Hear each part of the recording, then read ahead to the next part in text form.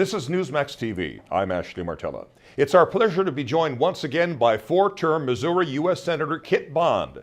As you may well know, he has a long distinguished career as a public servant, including having served twice as governor of Missouri.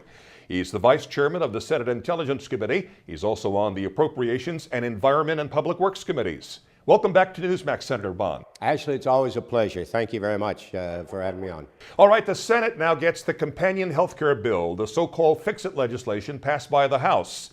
Since matters subjected to reconciliation are supposed to be restricted to budget items, do Republicans have a shot at holding up this legislation? We have to see how it's phrased and see what the ruling of the parliamentarian is, but there are so many bad things in that health care bill that we passed. I don't know how many of them they try to take out on reconciliation, but to do that, to take out substantive provisions, as you indicated, requires 60 votes. And they're not going to get 60 votes to waive the rules of reconciliation. Your colleague John McCain says flat out Republicans will repeal the legislation. Is that possible, and if so, how? It'll take us some time, but I think when the people of America see that it raises taxes, raises premiums on existing health insurance, so you can't keep your health insurance. It cuts Medicare and the services for seniors, and then still leaves us in debt. People are not going to be happy with it. It would be difficult to get Barack Obama to sign a repeal, but there may be, and I hope there will be, somebody new in the presidency in 2013. All right, some House Democrats are apparently worried that Harry Reid won't take out the special deals he cut with some senators, like the Louisiana Purchase and the one bank in North Dakota that'll be allowed to continue making student loans under the government takeover in the bill. Do you think the special deals stay in or come out, Senator? Well, they make the whole thing smell very bad. The Bismarck earmark is just the latest one. There are special deals all around the country, and that's why I think many people are irritated not only at the substance but the process. I hope that that we won't be trying to put lipstick on that pig that the Senate passed. The thing is bad, bad, bad for health care, for jobs, and for the entire economy. About 36 states have already announced lawsuits against Obamacare. Some target the forced purchase by all Americans of government-approved health insurance. Others go after the unfunded mandates, particularly the dramatic expansion of Medicaid. As a two-time governor, what kind of burden will that put on the states? Oh, the burdens on the states are horrific. I think in my state of Missouri, the estimates were around $200 or $300 million a year more in Medicaid expenses.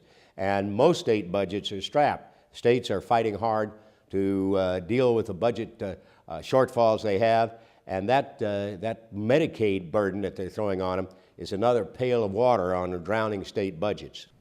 All right, Obama is hitting the road now in an attempt to sell his health care bill to angry voters. Do you think he'll change any minds? If they tell the truth, I don't think minds will change. But we've found that some of his previous assertions about the bill were not true.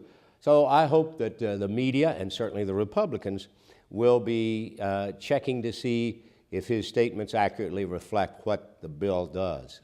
Senator Bond, do you think Obama's big victory on health care overhaul will embolden him and congressional Democrats to forge ahead with other items on their left-wing agenda, including amnesty for illegal aliens and the cap-and-trade national energy tax? Oh, there are lots more like that. I hope it will not. But as I believe that the president has said, this passage of this government takeover of health care, he didn't call it that, I did, is template for how we're going to deal with the rest of the economy.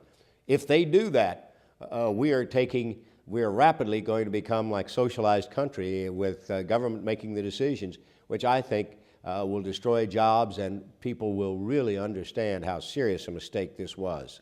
Since Harry Reid apparently found a way to get around the filibuster in the wake of Scott Brown's election victory, do you expect him to try to ram through more legislation using reconciliation?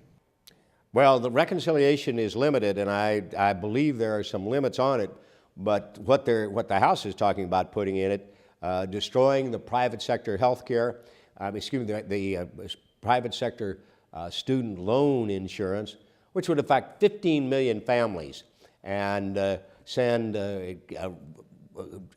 throw out of work 20,000 people and replace them with 4 federal call centers around the nation that families have to apply to for student loans. That kind of thing is an outrage to be in reconciliation.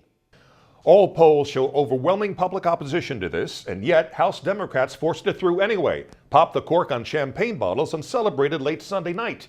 Do they not think they'll be facing the music in November?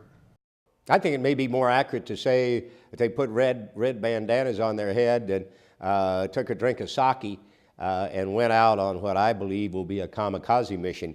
I know from listening to the people in Missouri, I've never seen anything that has ignited and infuriated so many people as this government health care takeover. All right, although you're retiring yourself, sir, please assess the Republicans' chances of retaking control of the House and Senate this November or perhaps in 2012. Oh, I think that we'll be seeing a lot of new Republican faces on the Hill. I don't know how many. I hope that the people who are concerned will continue to voice their concerns to their elected representatives now and at the polls in November. If the people will act on the kind of strong feelings they have in November and get people who agree with them go to the polls, we will see many new Republican faces. You think the Democrats are counting on short memories here? They got to be counting on something. Maybe they're counting on coattails from the president, but I'm not sure that having the president campaign for you, if you voted for this government takeover of health care, it's going to be a wise idea. Well, everybody else he campaigned for lost. Well, he made two major campaign fundraising appearances in Ohio and Missouri, and the two leading candidates on the Democratic side for the Senate in both those states found other things they had to be doing rather than show up with him. Okay, Missouri U.S. Senator Christopher Bond, as always, thank you so much for sharing your thoughts with us at Newsmax. Ashley, it's a real pleasure. I'm glad somebody is carrying the truth. And thank you for watching Newsmax TV.